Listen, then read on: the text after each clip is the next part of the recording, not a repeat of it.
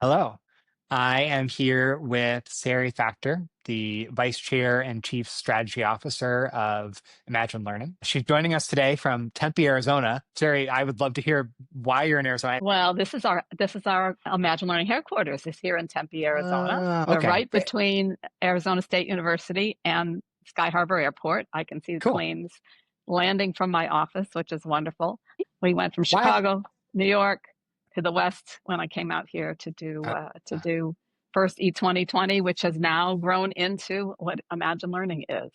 Yeah. and I do want to hit on that because the last time we chatted, you sort of ran me through the sort of fun roll up history of Imagine and your role therein. But maybe first walk us through your own personal journey, which has not been purely Imagine, but has had a bunch of different really interesting pit stops. Yeah, I found very quickly that I didn't fit into the teaching job that I really wanted to do my whole life growing up. My mom was a teacher, district administrator, and I thought, well, I'm going to do that. Love that idea.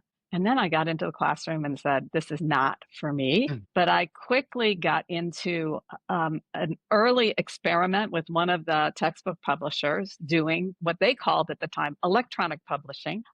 It was the first computers were coming into schools and they were creating software for schools. I've Was kind that of CD-ROMs? actually it was uh, cartridges that plugged into a Cool. computer that Texas Yeah. Instruments made for a few years. Ah. That was Huh. our first application. Then we built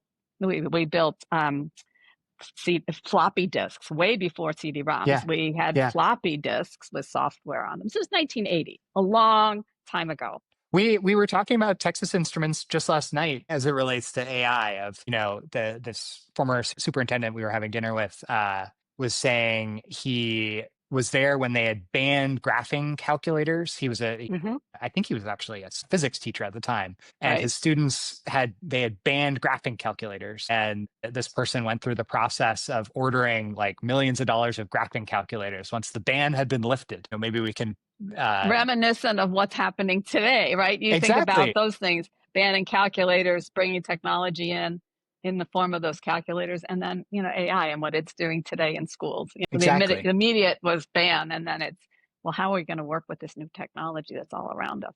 Yeah. So Fascinating. So let's back to bookmark that my because yeah. okay, back to what I've been doing for all these years since then. So I've been in and out of textbook publishing, services, education services business, technology, education technology businesses my entire career, running some of the largest textbook publishing imprints. Everyday Learning, I was part of that got acquired into McGraw-Hill. I ran McMillan for 4 years. Then I went to Kaplan, and that's where I met Jonathan Grayer, who is the founder of Imagine Learning, our company. And he, after a couple of years at Kaplan, he had left, and then he asked me to come join him to invest in education businesses in the K-12 space. And the first one we found was actually out here in Arizona, which is why I'm in Arizona today. 20 was that company that we acquired in 2011, July of 2011. So coming up, wow, it's amazing when you think about it. You're coming up on 14 years. And we've been adding to it and adding companies along the way. Today, we have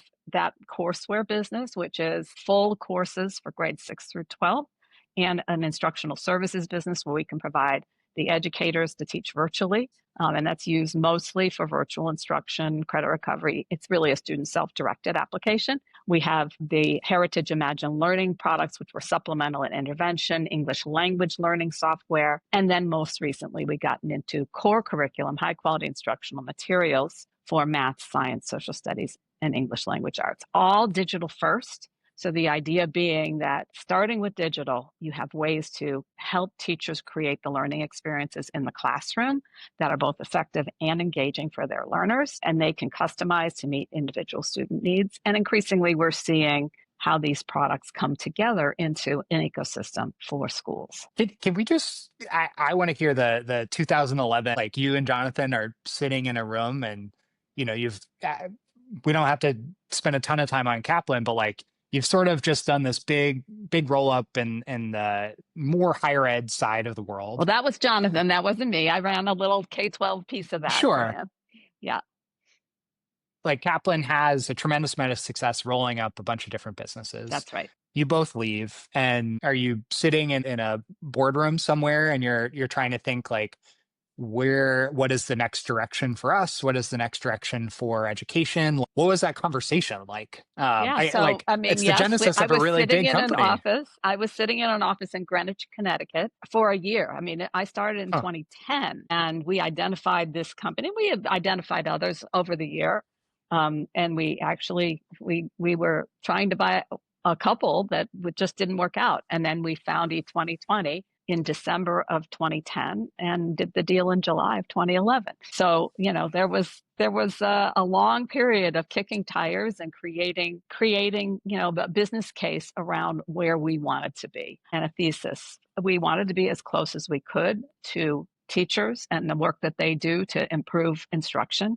Kaplan was really focused around delivering outcomes for students, whether they were K-12 students, which was my responsibility, or learners who had been studying for the SAT or any of the tests, and then Yeah. eventually, into career colleges and online university. And so you find E2020 and then you sort of build the book bag from there. And I think what's sort of interesting to me, I spent some time at Cengage, and it's a 100-year-old company and they sort of have had this book bag forever. So our strategy conversation was more about like, oh, we'll just sort of pick off this thing, that thing. We weren't building from scratch. And you talked about one of the sort of interesting assumptions that you wanted to have in your book bag, which was digital first, digital always. What were some of the other things you thought about as you were building? And I'm calling it a book bag. That might be I like know. too much. I'm like cringing as you say it.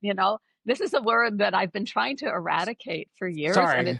it feels like it's coming back because we were originally all digital until we Yeah. got into the core curriculum business, in which there Interesting. is a role for print in all of our Sure. core curricula. And that was one of the things. We had a thesis we were going to try to get into core without it. We Didn't learned happen. very quickly that was not going to happen in the K-12 space. But we have print materials, but people do still use the word book bag. But the thesis was, you have a lot of students who have fallen behind or Mhm. needed to accrue credit.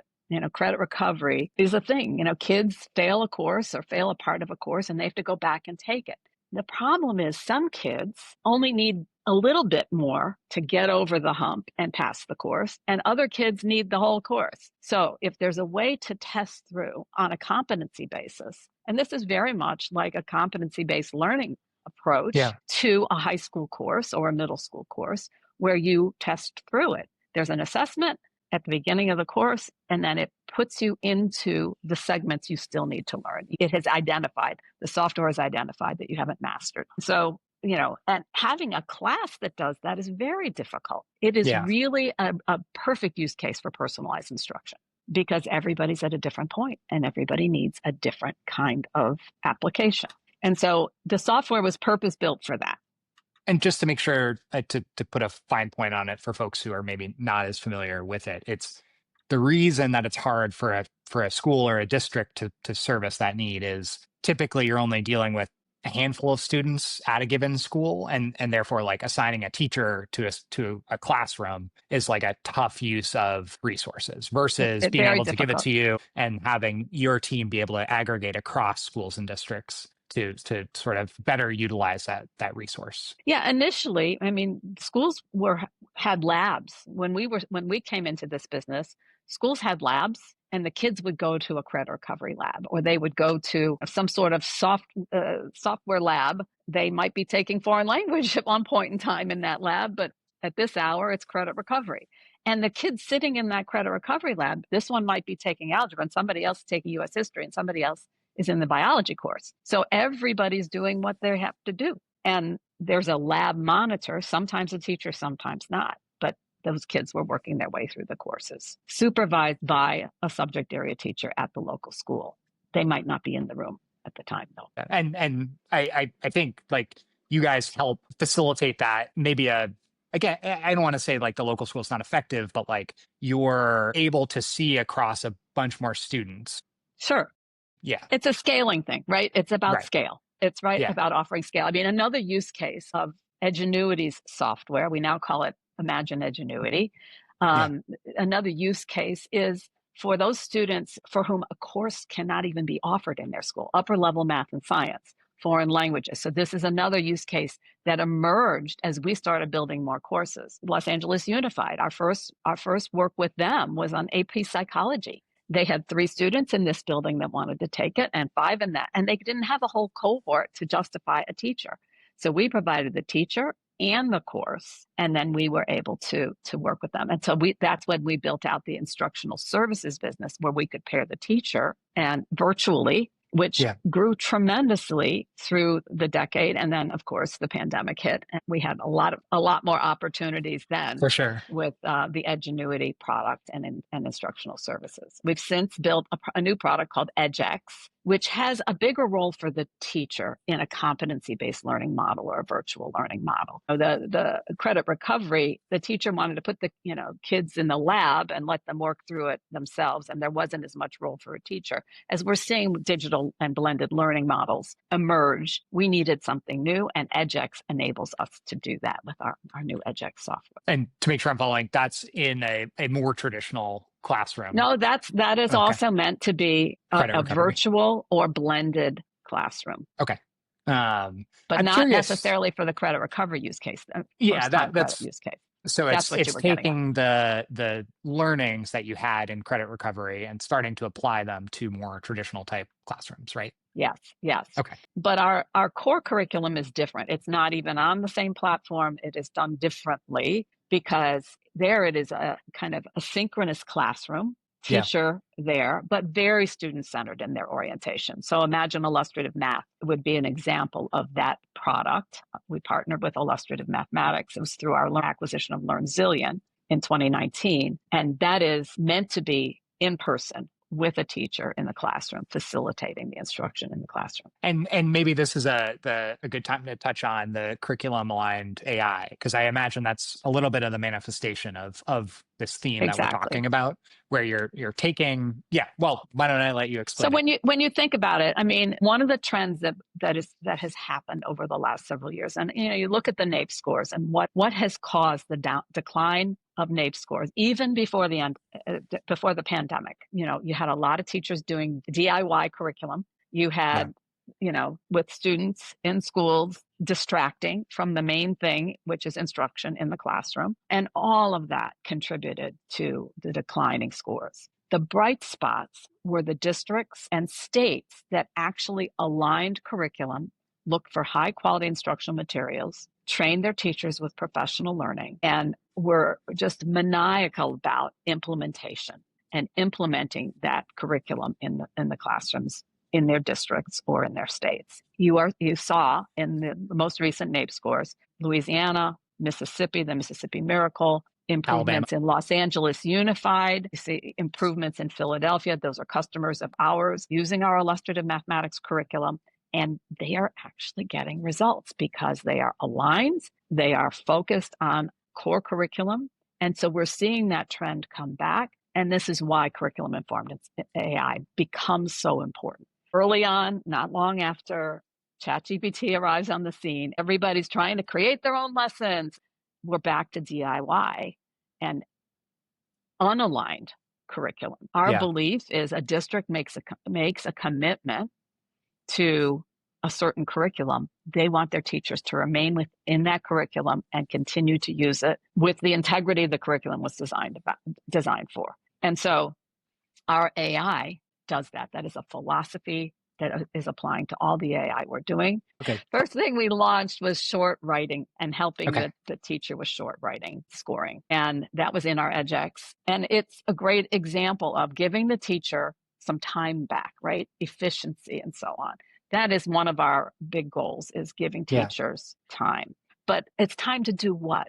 Time to have more meaningful relationships in classrooms, time to spend more time on the instruction with with small groups of students if necessary, to enable better learning outcomes. That's really what we're about here. So we want to be consistent with the pedagogy and instructional choices a district has made with AI and applying that into the AI that we put into the products. There's a whole suite coming out this fall called Teachers Collaborator that will be in our illustrative mathematics, Imagine Illustrative Mathematics product that uses our pedagogy. We've just exposed it for the first time to some teachers to get feedback, and they have been very complimentary about the approach. Because if they want another lesson plan, they want more practice problems for their learners or this group of learners, they can ask for that, and it will come back in the context of the curriculum they've been teaching. I have sort of one comment that I think you will be aligned on, and then sort of a market question related Sure. to what you just said. So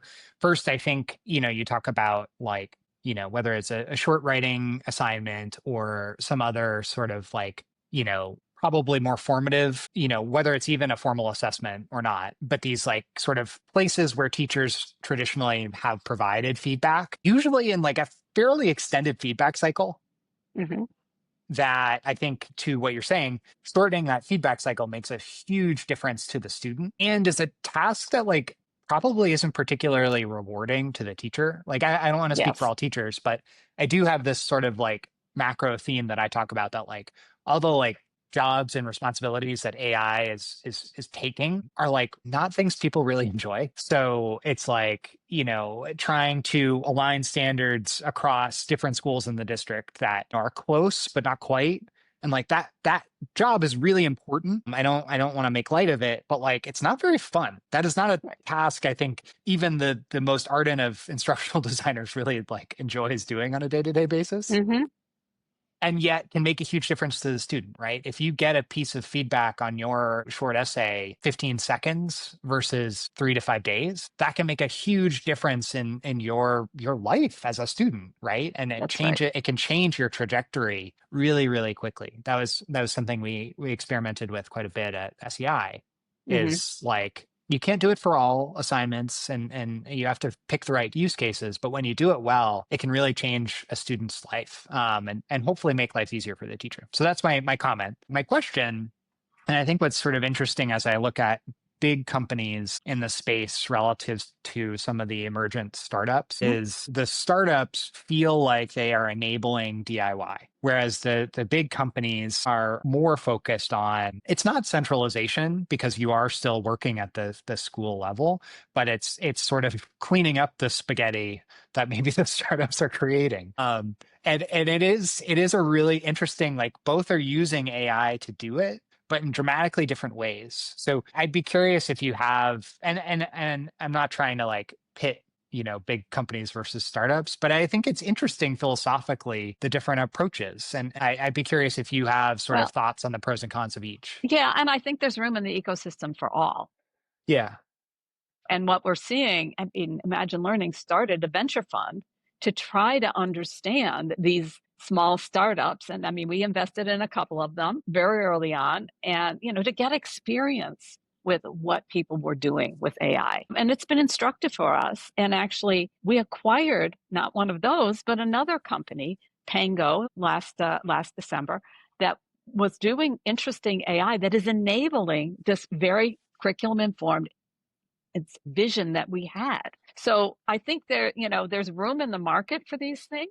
We we look at a lot of these startups to inform what we want to do, but we're in a different business. We're in a business of scaling instruction. I mean, this is large scale work in large school districts and small school districts across America. And, it's very difficult for those startups to get that kind of traction. And for a couple of reasons. I mean, one is obviously, do they have the broad coverage of curriculum or content or whatever is needed? But beyond that, can they help to distribute it? Do they have the sales forces to distribute it and implement it? So one of the things I see happening is, one or two teachers try something like it, and then it gets, a little viral in a school. But eventually it does either come into the big players' portfolios, or that company, the one in 1,000 can Breaks through. become a Yeah. big company, breaks through, and can become a larger company themselves. There aren't a lot of those success stories, though, because it takes a lot of money. It Right. takes investment and an investment in time. It's not often easy to deal with school districts. They have their ways of buying, they have their ways of wanting to implement. And the job of the school district leaders is getting harder and harder in the face of budget uncertainties, the very variability of what's happening with students and student performance. You know, the kids at the top continue to perform well. The ones at the bottom are performing worse. And every school district has some at the top and some at the bottom. And their job is to raise all boats. And unfortunately, it really is a very challenging job right now. Attracting people to be school district leaders is hard. And we've lost so many teachers over the last few decades. I worry, like, that was where you would field the team from of the administrators came from the teacher force. And with the teacher turnover that as it's been, I worry who's going to lead our school districts in the coming years. Yeah. And like, teachers as a professional class, it used to be like doctor, teacher, lawyer. And unfortunately, we've sort of left teachers behind in that Definitely. triumvirate. I Definitely. think, there's something really important in there too that, is particular to the way that you and the Imagine team have been capitalized that is different from most of the traditional startups. That I wish more people sort of understood the Imagine story for this reason, in that you understand that to work with a district requires a combination of software and services. And while your various valuations over time are not public, I think just based on the team you have, you were probably pretty smart about making sure that your investor base understood that in order to scale, you needed to have elements of service, elements of software, and being thoughtful about how you sort of attacked growth in a way that, frankly, as a market analyst, and to your point about how very few startups are able to break through, I think is really related to that. They get capitalized as if they're, Slack enterprise software, where the reality, and I talked to Matt Kennard at Better Lesson about this too, Yeah, is that in order to be, not just like financially successful, but impactful as an ed tech company, you have to have some element of services to make sure your stuff works. absolutely. And Absolutely. I mean, it is a yeah, scaling challenge because you yeah, also have unevenness and variability in the skills of the educators. You've got some right, expert educators in every school district, and then you've got new people, you've got emergency certified people. You have to start almost like you start with the students. Where is that teacher on the continuum of yeah, building their instructional practices, and how do you help everyone in that? Now, in the software, we can put helps for that, right? for We sure. build it, and this is where being digital first makes a difference because we can have directions to the teacher. We can have videos of expert teachers doing lessons like this, or of the routines. This is what it should look like. Those kinds of exemplars are tremendously helpful for our users. Yeah, I think, to as we sort of come towards the end here, I think another aspect that y'all have focused on is where are things headed, right? And we talked about earlier, like you started with the concept that, hey, we need to figure out this credit recovery thing, which in 2010, 2011, I think was, relatively novel from a like scaled company perspective. I don't think there were that many options, and you probably looked at all of them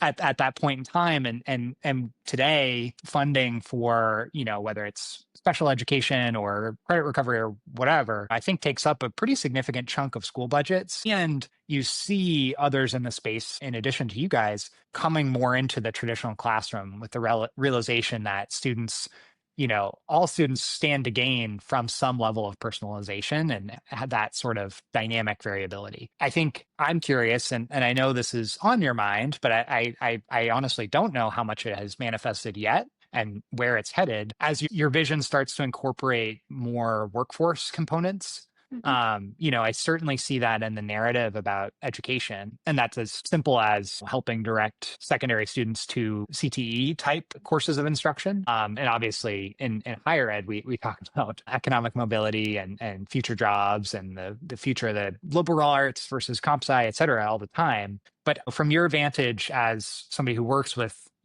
school districts all over the US and students of all different types, like where are some of the threads coming together in the work that you do on the workforce side? So I think it's a couple things. You mentioned CTE, which we hear about a lot, and I think that is becoming, it's not the old vocational education, and it isn't even the CTE of 5 years ago. We're actually looking at what are the jobs that communities need and how do we prepare kids for those specific jobs. And it varies a lot state to state depending upon their state economies. I was up in Rhode Island a few years ago when they were asking, like, do you have any courses on welding, because we have we're building ships and we need more welders. Like that, I don't have. And the real challenge becomes if you're a digital first provider, like, okay, we could provide curriculum, but somebody's got to do the real practical You training need the that acetylene torch. require the partner, right, exactly, the partnerships with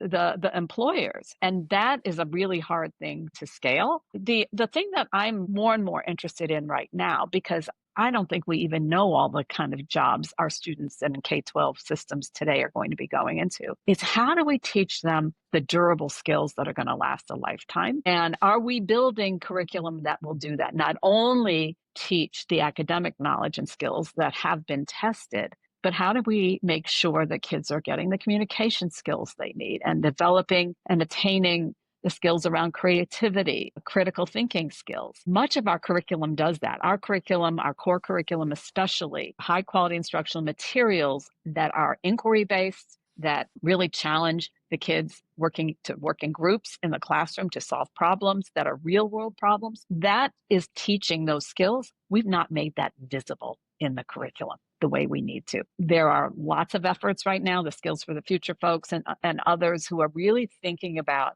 how do we redefine assessment? I still believe we're in that post NCLB world, but we haven't graduated from NCLB yet, and we Right. need to do that. With AI, I am hopeful that there are going to be better ways to evaluate students' skills and the progression of their learning in the attainment of these durable skills. So that's an area I'm very focused on, because that's learning for a lifetime. That is not, learning this algebra 2 skill today, which you may never use, or this fact about what happened in a historical battle that you might never use. It could inform how you think, of course, and we need to build those great citizens through the schooling that they go through. But I'm very focused on what this kind of new evaluation of durable skills is going to look like. Yeah, it's sort of, there's a morbid irony in that you actually can get school credit for some of those durable skills. And I think sort of instructional folks really appreciate it, but you don't yet get a lot of like public credit for teaching them. There's sort of a lagging like understanding of like, because they're ambiguous, right? They're hard, but why they're so helpful, right? And I think like I took a, intro comp sci course when I was like 18, 19 years old. And honestly, I did like pretty poorly in it, but most of those like foundational concepts of like how databases work, pay dividends to me today, right? That's They're right. how I became good at Excel and how I understand the reasons that a large language model responds the way it does, and like trying to think through the prompting because I know how the models are thinking probabilistically and like what their outputs are going to look like from a like technical aspect. And that's all from that like silly intro course that I took, however many years ago. And I didn't give credit to that course for those until just a couple of years ago. Well, and with AI on the scene, I mean, that's going to be a new foundational literacy for kids. Totally. Understanding how those large language models work, what they can do and what they can't do, what you should use them for and what you need to be careful of. Those are all skills we need to be teaching now. Do I think there's going to be a separate AI literacy course? No, I think it has to be infused. My personal opinion has to be infused in everything that they Totally. do. Totally. It's foundational math and foundational data analysis that allow That's you to right. use those tools effectively. One final question, because, one of the things I admire about you and your career is you've been in this industry. It's been your passion for a long time, and you've seen a lot of booms and busts, right? And I feel and a lot of people feel like we're kind of in a bust right now, and it's a little it's a little sad out there, especially if you're, on the startup side. I think the big companies have weathered it a bit better. But do you have any like advice for folks who are sort of stuck in the bottom of the trough? How we get out of this? What are things to be optimistic about in the next 2, 3 years of education and starting to lean into hopefully what turns into another boom cycle? Yeah, I think, for me, it's about looking at what are trends that could endure and what do the new technologies, what do the trends unleash? Areas I would focus on are what are those new workforce skills? What Yeah. should high school look like? Kind of like the rethinking of high school and what a high school curriculum, what students need to have when they graduate and wherever they go post-secondary, whether it's to work, to college, or to enlist, or some combination of the three, right? Because even if they go to workforce right from school, they might want to go to college later. Don't count that out. And I think it's been too much an either or as opposed to a both Yeah. and. And I think, that's where I feel like if you think about stackable credentials, something that's already been a thing in the higher ed space or even almost in a workforce space, how do you think about that in high school? Like, should that be all stackable credentials in a way? Do we still need to be teaching Algebra 1, Geometry, Algebra 2 in that sequence for every learner? I heard Yeah. someone say last week, oh no, it's all integrated math because it's integrated in the real world. So, I think we need to rethink, do these artificial separations, even between subjects, math and science, you think about that, the humanities and, what literacy really is for a modern age. I think people could make money in that as they anticipate the trends, create new solutions that schools and district leaders find are successful. We're still in an environment, however, that is highly regulated. That's a challenge. We haven't talked about that in the whole conversation, but that's a real challenge for, I think, Yeah. startups. And I mentioned it earlier with school purchasing. It's a regulated environment. We have to, and it's getting more regulated, not less, and it's getting regulated state by state. And it was always, curriculum was always a state level thing, but now we got a real patchwork of what's out there, even around AI regulation. It's a little challenging right now. So, but I'm hopeful because I believe in people and I believe in the importance of teaching and learning. Nothing is more central to being human than learning. Yeah. And we could do part two. We'll do just regulation, a deep dive. But I just want to emphasize what warms my heart about that answer is you didn't say the word AI other than AI regulation, but like, I think your assumption, and I don't want to put words in your mouth, but like all of these are things that have been things that we've been working on, since the curriculum was all paper based and will be things that we work on, well into the AI enabled future. But they're concepts that you and I can talk about in plain English. And it's not just betting on AI. It's saying this is the hard work we have to put in to make students' lives better, right? It's workforce skills, it's foundational literacy and all the different forms that comes in, right? And all of the products that do these things will probably incorporate AI, but like it's not just saying AI for the sake of saying it. It's saying this is the stuff that impacts students. I wish I could, there's no way to emphasize that enough. Yeah, it's about how humans thrive. Our goal Yeah. is to help every human thrive to their highest potential. That's really, and I think that's what all teachers want to do. They want every student to be successful. So we're trying to put materials in their hands, solutions in their hands that enable that. It's as simple Yeah. as that. Well, sorry. Thank you so much. This was super fun. I wish we could keep going, but I do want to be respectful of your time.